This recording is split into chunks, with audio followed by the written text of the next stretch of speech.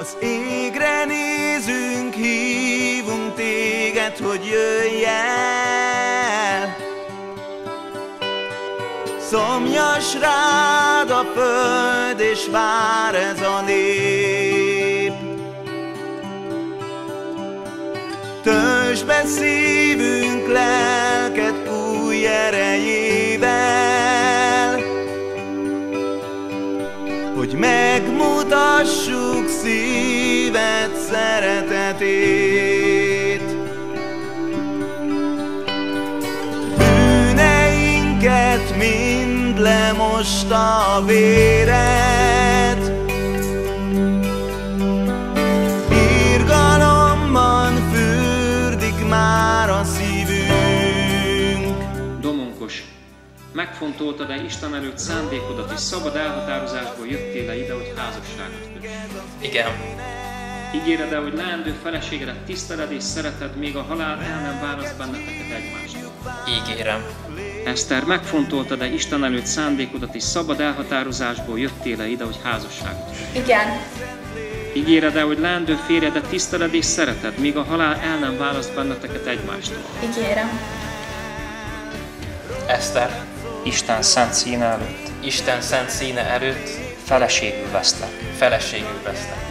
Domonkos, Isten szent színe előtt Isten szent színe előtt feleségül megyek hozzád. feleségül megyek hozzá. Most megkötött házasságtokat az egyház nevében érvényesnek nyilvánítom és megáldom az Atya, a Fiú és a Szentlélek nevében. Néked adjuk életünk és a vágyunk, hadd lehessünk végre már a tiéd.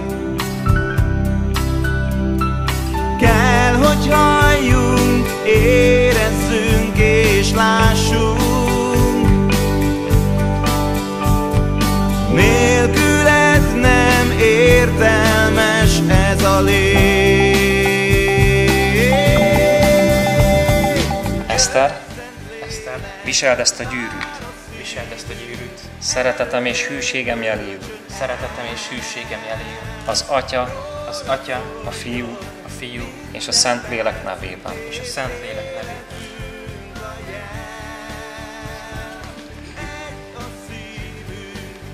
Domonkos, Domonkos, viseld ezt a gyűrűt, viseld ezt a gyűrűt, szeretetem és hűségem jeléül. szeretetem és hűségem jeléül. Az Atya, Az Atya, a Fiú a Fiú, és a Szentlélek nevében. Szentlélek.